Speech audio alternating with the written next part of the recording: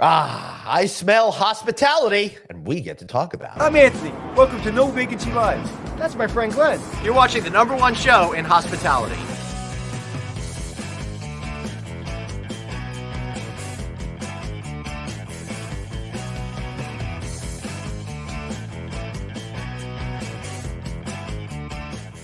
Everybody, welcome to No Vacancy Live. I, of course, am your host, Glenn Hausman. Anthony's not here today, but I'm here. Why? Because I don't like taking time off. I feel it is my responsibility to be with you here every single day.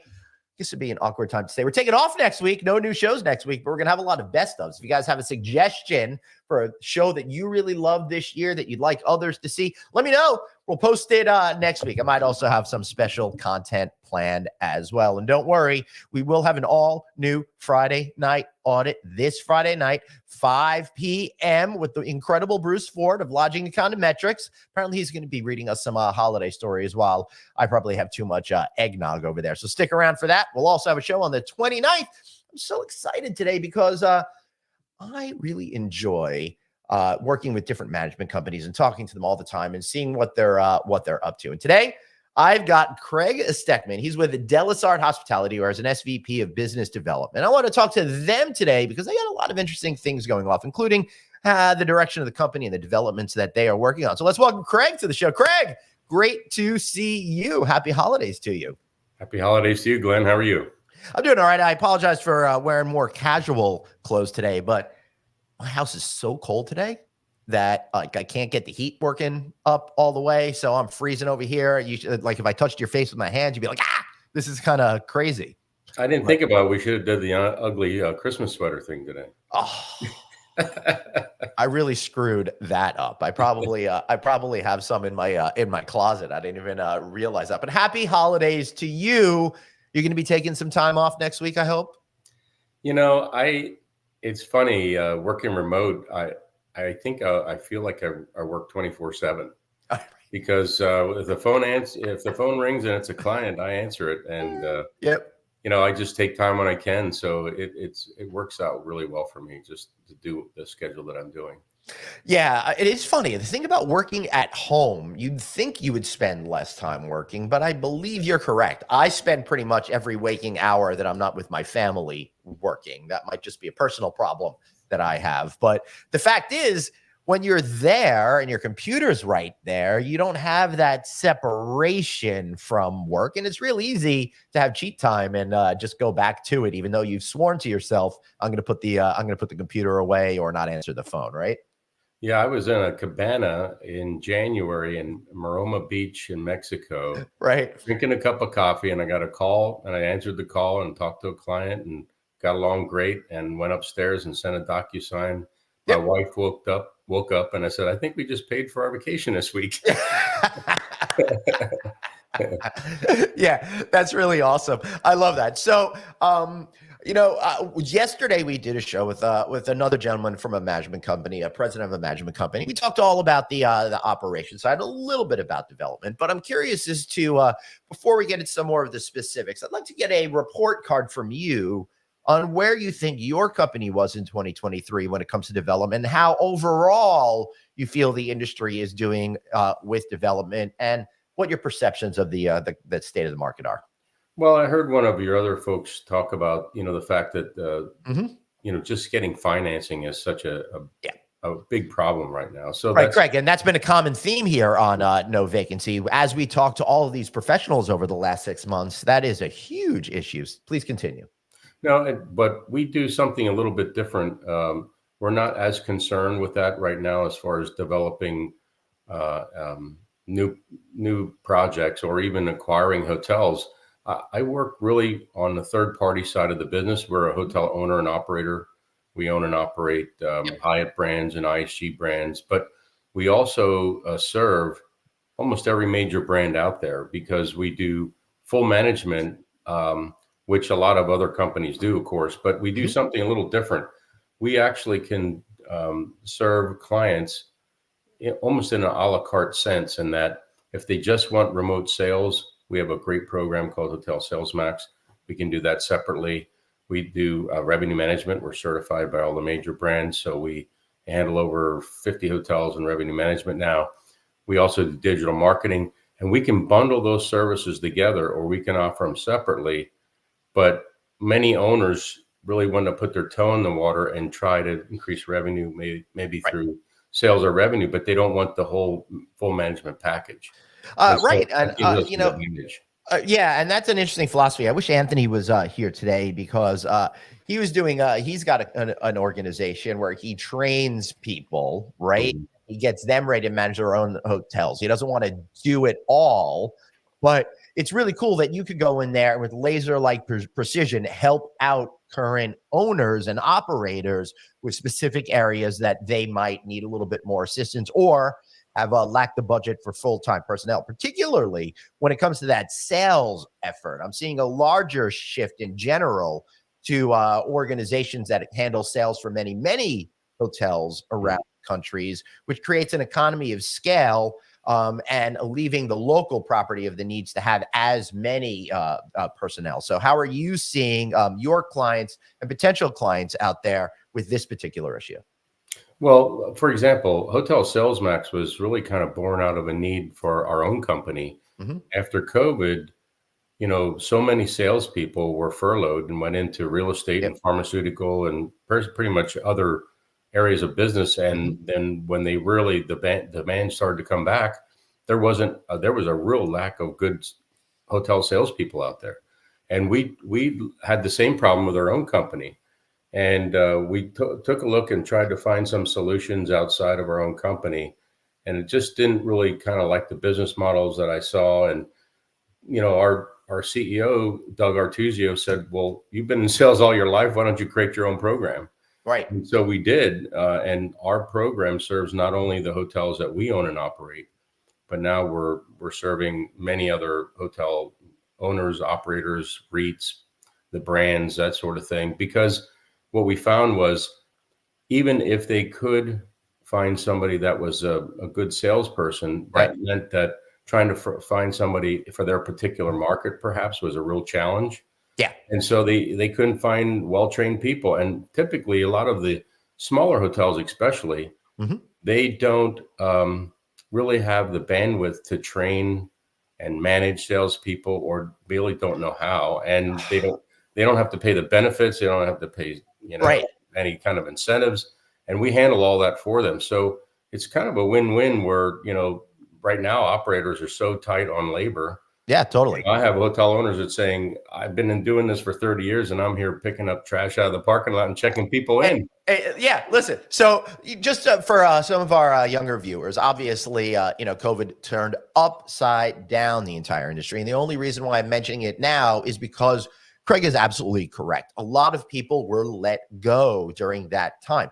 Not anyone's fault. It had to happen in order to protect some of these businesses so they could keep people employed in the future. So what happened is, as we remember, a lot of people left and then found other areas of employment. While some have come back now, thankfully, others haven't, which is leaving hoteliers who are a little bit cash strapped and a little bit frustrated, looking for more efficient solutions for the future. So that's kind of like why I like what you're talking about, Craig. And one of the other things is a lot of younger people don't necessarily know how to sell yet. And owners need that help because they may have come on board in 2019 when they didn't really have to sell. They just had to answer the phone. And then they got let go in 2020 and things have only started to heat up in the last year or so. So how do you find the people that are going to, be able to sell properties such as this beautiful Staybridge Suites here that you guys operate in Irvine and other hotels throughout the country? Well, first of all, training itself has really, there's been a real void there as well, because not only did they not have salespeople, when they did bring people back, sales programs, sales trainers, those folks were, a lot of those people deleted that from their budget. They just went to bare bones. So not only do we have people that, maybe have, the desire and the passion for it, they just don't have really formalized training. Yeah. And I don't want to, I don't want to, disparage anybody because a lot of tough decisions, but I've noticed in my career now, which is, I don't know how it's been nearly 30 years at this point that I've been at this, but I've noticed that anytime there's any downward trend in profitability, I mean, COVID was just ridiculous, but every other downward trend that we've seen when the cycle starts to turn against us, sales and marketing is always the first division to go. And I get it, but it's one of those things that makes sense for today because you're gonna feel those effects 6 months from now. So it's a very dangerous proposition to get into to allow that to happen, right? And let me just say, Mr. Carr just saying, hey, it's still challenging. I mentor everyone. It's part of my training, right, Craig? Yeah, I mean, it's a chicken and the egg. I mean, some of these properties are like 60, 70% index when I look at their star, and they're saying, well, I really need help in revenue, but I don't have the money to support a revenue department, a revenue generating department. Yep. But if you don't, really look outside of your own hotel and look, and sometimes the incoming business is not the best business to have. Right. You have to find somebody that has the training to do proper prospecting and going after the right business. And the other thing I was going to say about training is a lot of people forget, the brands have great training. And like for IHG Way of Sales, Choice, Hilton, all have good training programs. And the operators sometimes forget to make sure they follow up with the salespeople that they're being properly trained with the resources that are available to them at no additional cost. Right. So, make sure that your folks are being brand trained and certified, first of all, so they know how to properly answer RPs and handle the sales process and all of that, because that training is free.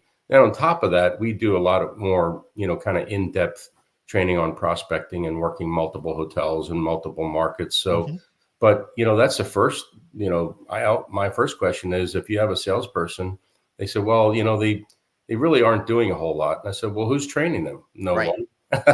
Right. And who's really monitoring their, what do you have to inspect what you expect. And a lot of them don't even ask those questions. That's another great point over there, right? And when you're entering a career and getting a job at a hotel you're unfamiliar with, and maybe a market you're unfamiliar with, you don't know what you don't know. And unless there's somebody there to give you that information, you're going to be working under an erroneous assumption on how to get things done in your particular market. So how do you make sure that you are focused and on point for each individual property, even if that sales representative might live, hundreds of miles away? Well, one of the first things we do, is I'm not a strong believer in cold calling. Yeah. With today's technology and all the brand resources and the resources that we have available and via internet, I mean, you can Google Earth the comp set and look at logo vehicles in their parking lot, for crying out. Hey, all right, hold on. Stop right there, because that's a brilliant thing that you just said. That's like an old school tactic, right? And people don't really think about that anymore. We've gotten so focused at looking at our screens. We've lost our ability to go out there and think about how business was created 30 years ago or so, right? When I first started, Craig, and I guess you've been probably around, as long or nearly as long as I have, right? So I remember, people saying, I remember the epiphany I had, like, oh, how cool. People get in their cars and drive around to all their competitors and see who was parking in the parking lots early in the mornings, in the evenings. And they would say, oh, the Acme Construction Company is here, or whatever it is. And then they'd find a way to get that business. You also mentioned cold calling. I never liked that, right? I was never involved in the hospitality industry, but in jobs that I had in my days, back in the day, I would have to do cold calling. It was never well received. Nobody wanted to hear it. And it's a terrible medium in order to get people's attention. So how do you look at that then? Beyond the cold calling, what are some of your strategies besides those parking lot visits? Well, the very first thing that I do is I take a look at their star, look at their performance history. Right. So the star report, I'm trying to educate people as much as we possibly can. Could you explain it to everybody, since you're looking at it all the time? Of course. Well, I Yeah. mean, Smith Travel Research came from Randy Smith and his wife. And I think, if I'm not mistaken, they started out in Lancaster, Pennsylvania, which is 20 miles from my hometown in They started in Pennsylvania. Lancaster? I believe so. I Hershey. know that they round up in Hendersonville, Tennessee and Well, all, but that's where they are now. But I I did think not know they actually started in there. Lancaster. And as this is my podcast, I like to make all things about me. My son goes to Franklin and Marshall in Lancaster. Oh, I know that. I know that school well. Yeah, Yeah. I absolutely do. I'm from Hershey, Lancaster area. Oh, that's pretty cool. We have Our good friend of the show and personal friend, Matt Hostetler, Chief Development Officer at Red Roof, lives up there. And so he does. I know exactly where he is. I just spoke to him about Hershey, and we did a trip down memory lane not too long ago.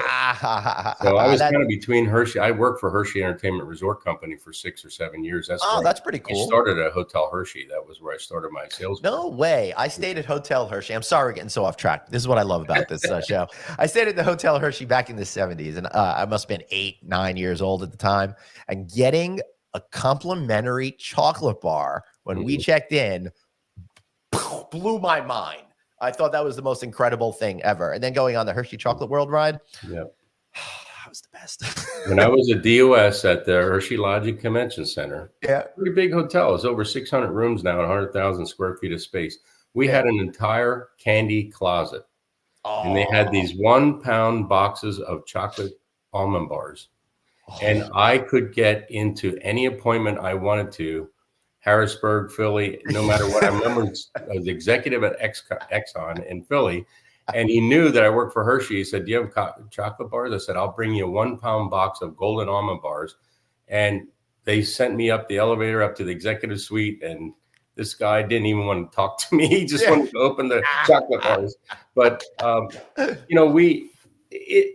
the Star Report is a really great tool for me because I can quickly look at the Star Report and see what their RevPAR index is. Are they at their 100% share? Are they really behind? What's the history? Looking at the running 12, you can figure out what their revenue is and the comp set revenue.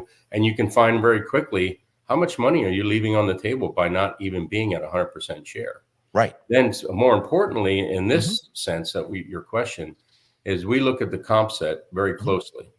And we, using today's technology, I mean, we use a lot of old school techniques because that's where I come from. Yep. But I also have a lot of younger, hungry salespeople that are fantastic with new technology. And we marry those two things together to really find out where the accounts are, what are the accounts of the comp set, and what do we need to do. We use our revenue management team to talk about pricing and strategy. And then basically we go after the comp set and shift share to our client's hotel. That's the fastest way to move business. And you're not cold calling because you're calling on companies that definitely use business, they use hotels in your comp set. Right. Because if you're doing a cold call, it's like, hey, receptionist person. And they're like, I don't know. I'll put you through to a voicemail. Right. And then that's the end of that. And even if you got through to somebody, you're wasting their time if you don't already have a lot of actionable insights that you could utilize to close that sales deal. Right, Craig? Well, we hear this again. We also hear, we have to have somebody with boots on the ground. I said, well, do you realize your clients are also working remote? Right. Who are we going to visit? You know, I can reach so many more people working with the phone, internet, LinkedIn, various different, mediums that we have now, that driving around handing out koozies is not really effective.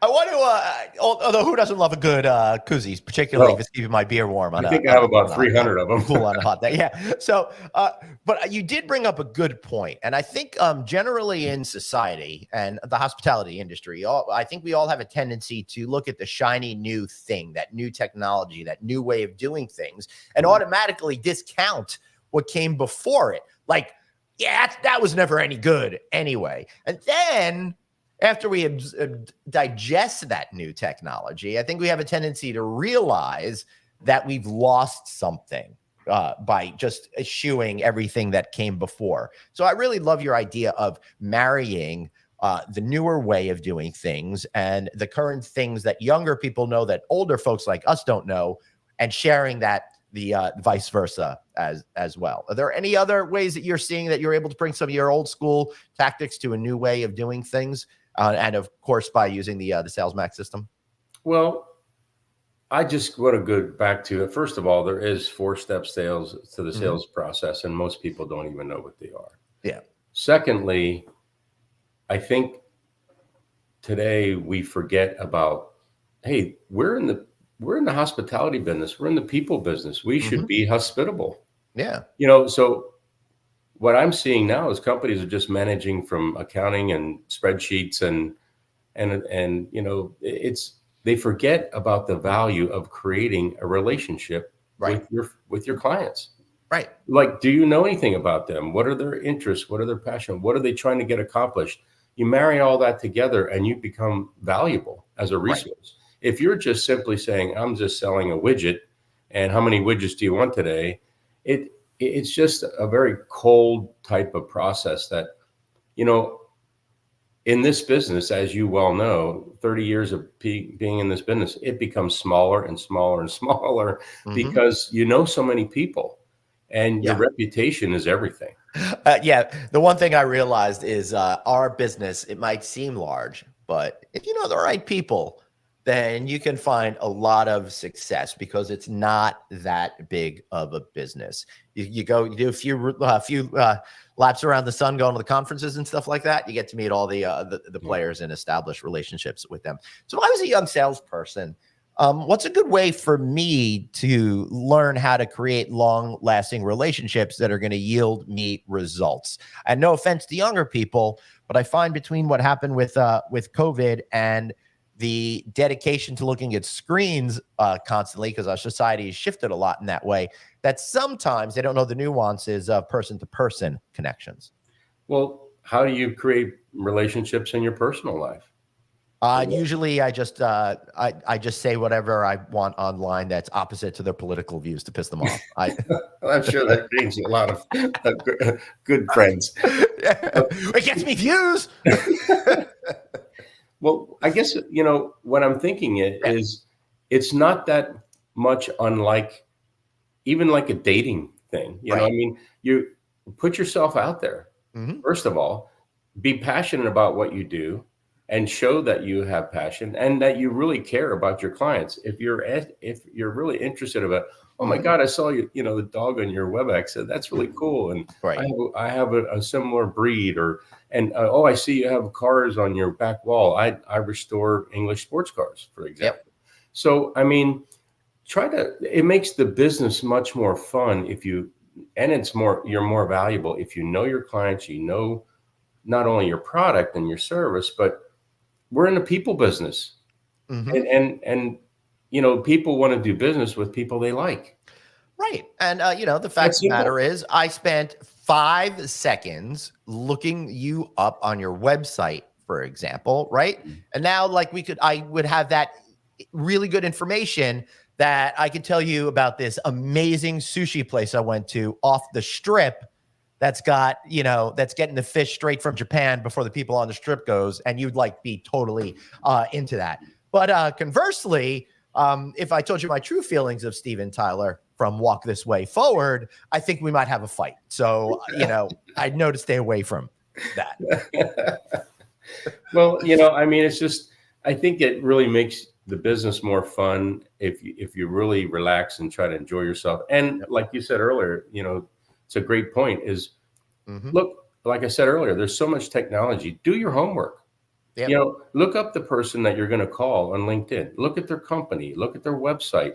Have some idea of where their hotels are or their locations or whatever the case it might be, or the clients and where's their corporate office. Right. What's their stock price?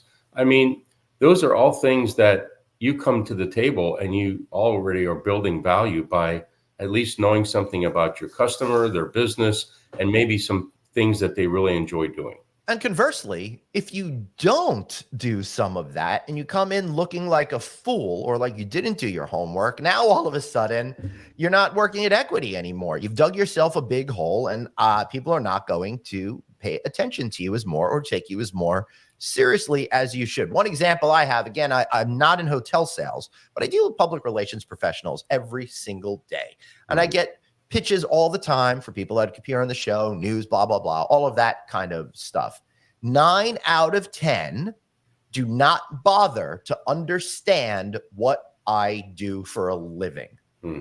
Super basic. If you're going to pitch someone, you should probably know that they don't do holiday seasonal roundups for a glossy magazine and instead do the type of content I do. I don't want to be a jerk about it, but you should have a basic understanding of who you're dealing with in order to be able to build a relationship. And if you don't know what you don't know in an easy, controllable situation where you could know, then why would anyone want to do business with you? Well, like you said earlier, I think you said your son is going to Franklin and Marshall. Correct. Right? So, I mean, right there, we made a connection. I'm from that area. I know Lancaster County very well. It's from that, I know the culture there very well. Right. It was. Dude, and if I wasn't doing a podcast interview, that would have led us into a whole lot of different types of conversations where we would have connected on a human level in that way, and probably would have ended the conversation with, even if we don't do business then, we've established something. So then you would call me back in a certain amount of time that I requested or whatever. And you knew that there would be opportunity in the future. And then next time you call back, what would you do? I remember so many times doing a sales call and things weren't, the person didn't seem terribly interested or was kind of cold, not really, not really engaged with me. Right. And then I found out something about them. We started talking about that instead, and the whole world opened up. Yeah, right. And now all of a sudden, hey, you're interested attention. in me. I learned something about you. And again, it's a people business. And sometimes we forget that in this business, that it's not always about, EBITDA and GOP. It's about, building relationships, and all of that comes with it then. Totally. And one of the things that I think we forget is that the person we're talking to is human too, and is bringing things and situations to the conversation that you may be wholly unaware of. See that famous Facebook post of, everybody's struggling. You don't know what their situation is, right? That individual you were talking to might have been distracted by something, right? And couldn't give you the focus you needed to on the day. You don't know, but me, anytime I have those kind of interactions up until I turned 50, then I stopped caring. I would think, oh my God, they don't like me. I would initially have that response and personalize it. And then that would put me at a deficit where I'd be freaked out to call them again and create, for no reason, an inequitable relationship where I would never be able to have success because I made a lot of assumptions that I shouldn't have based on preconceived biases about how I felt about myself at that time in life. That's pretty deep, Glenn. Dude, we get real deep here on No Vacancy Live. You should check our Friday night audit show after I've had a couple.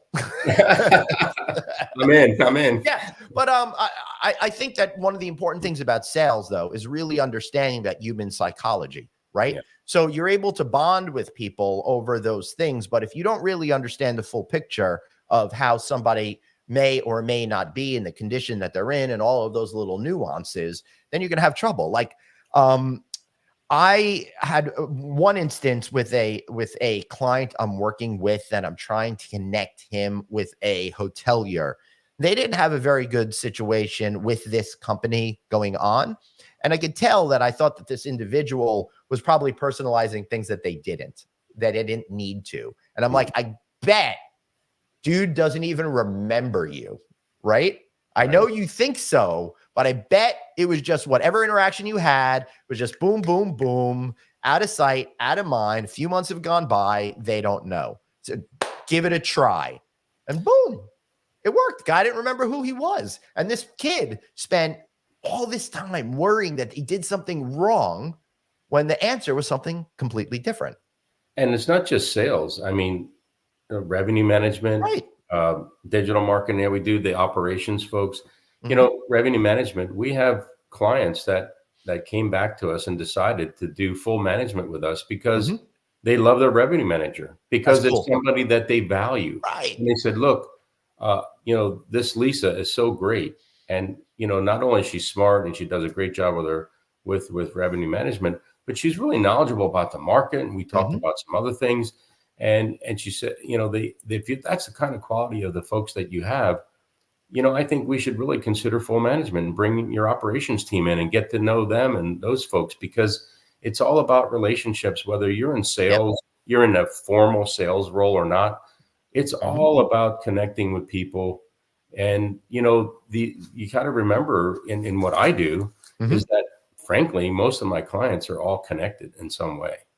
Yeah. They either are collaborating professionally, they know each other personally, they have lots of other brand, relationships, or they own multiple brands, multiple markets. Right. And if you do a great job with one of them and you've established that rapport, then they feel comfortable enough to say, hey, I'm going to refer you to somebody else. Right. And you got to remember that's important. Which brings us back to, it's a small community out there, right?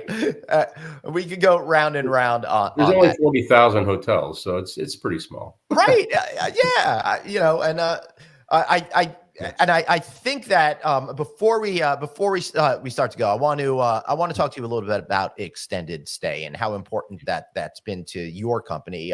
So much so, your chairman and CEO, Doug Artugio, along with some others, created an extended stay hospitality association. We will be having them on soon enough. Don't worry. So how are you feeling about extended stay these days? Is it still going to be a huge drive, or is the secret out now and it's going to lose its luster? The secret is out, but I mean, just look at the statistics. We have friends, Mark Skinner, that puts out some great information on extended stay every month. Look at that information. That is still they are the Highland Group. Check them out. Highland Group. And ESLA.org is Extended Stay Lodging Association. And that's a nonprofit group. We just work with folks that want to learn about extended stay, want to buy one, already have one, and want to make it more profitable. There's just a lot of good educational information out there. But that segment, I mean, if you look at how that has expanded in how many brands there are now, and the business model works really well with the problems of tight labor. In some of these properties, you need less than 20 people to run. Some of them are 12 or even fewer because they're long-term stay. And look at the biggest problem they have in labor with housekeeping. And if you're only doing room cleaning once a week, that's a perfect scenario for the times that we're in right now. And people want choices. Like if I go there, I to be honest with you, I love having like the kitchenette and the refrigerator and just having the little extra space. And I don't like to be, I just think the extended stay is here to stay. First of all, and it's continuing to grow. And I see the brands now are doing, like the father of extended stay, I guess in my mind, is Jack DeBoer. In everybody's mind, and who his knows company about is it. doing now. One quick pause. Jack DeBoer, the late Jack DeBoer, incredible human being who really created the extended stay market first with Residence Inn, other brands such as Candlewood, and more in that category. Sorry, please continue. No, and they have a brand Watermark and the Waterwalk that they're also doing. You can book an extended stay furnished or unfurnished. So it's kind of creeping into the apartment space. It's interesting. We're seeing that with brands such as Waterwalk that's doing some extended stay, some 30-day plus apartment like stays without having to do a lease, and we're seeing more companies come in like that. Yeah, you can get them furnished or unfurnished, which is really different. I don't think there's a lot of companies doing that, but that's going to continue to expand. And I think that segment's a great segment to be in. How do you think that overall development in that sector is going to go forward, considering that development as a whole is slowing up, as we said at the beginning of our conversation, because of higher interest rates, et cetera, et cetera? Well, first of all, it's a lower, barrier to entry because it's a small footprint. It doesn't involve a lot of food and beverage most of the time. Yeah, not even not even breakfast or anything. No, like some have breakfast, some don't have breakfast, with the different brands. I saw the other day, there's 1,000 hotel brands now. 1,000. I was astonished. And this is the other thing that I thought was interesting. Out of 1,000 hotels, 60% of the world's hotels, especially outside of the US, 60% are unbranded. Right. And there's 1,000 brands. So if you're in the development game, there's a lot of work to do. Yeah, particularly to break through that din. That's why all the major hospitality companies have been adding their moniker to basically every single brand that they put out there, because otherwise it's just going to be so impossible for anyone to have any understanding of what a brand means in their mind, right? There's just so many competing for that headspace. There's a lot of folks that are converting right now from one brand to another, trying to up brand, doing different things. And that's actually pretty good for everybody, I think, too, because obviously when you do a conversion, you have to do a PIP and refresh the hotel. And so in general, I think the tide is rising, and that hotel space looks a lot better than maybe it did a long time ago. Yeah, I agree with you. And I would say that the good thing about conversions is a lot of time in the hospitality industry, when the new development starts to ebb, those PIPs and stuff and conversions really start to take off. And that keeps everybody busy, from the folks at the franchise companies making the deals to all of the suppliers out there that are helping recreate and reinvent properties out there. Craig, any final thoughts before we let you go, sir? I was going to say soft branding. We didn't talk about that, but I think that's really cool too, because now many hotels that are independent want to keep their individuality, but they need the power from the franchise and the brand and the res system. And I personally love those types of products as well. Dude, as for creative hoteliers out there that want to be able to do something on their own, but also be able to tap into the power of those reservation systems, combined with what you're able to offer with Sales Max, Revenue Max, and Digital Max, for example, sounds like a real winning combination for the owners. Plus, for folks like me that just get to enjoy hotels, I love the guarantee of that brand name that I love, but also the independent spirit of those individual properties. Craig, how can we learn more about you and find you guys? Well, it's very easy. Our website's www.dellisart.com, DELLISART, or just look me up on LinkedIn. You'll find me. I answer the phone. I answer all the messages I get on LinkedIn, and I really appreciate your time. It was fun. Hey, thank you. And guys, don't flood his calls. Don't flood his phone on Christmas morning when he's hanging out there on his balcony in Myrtle Beach. That would just be cruel.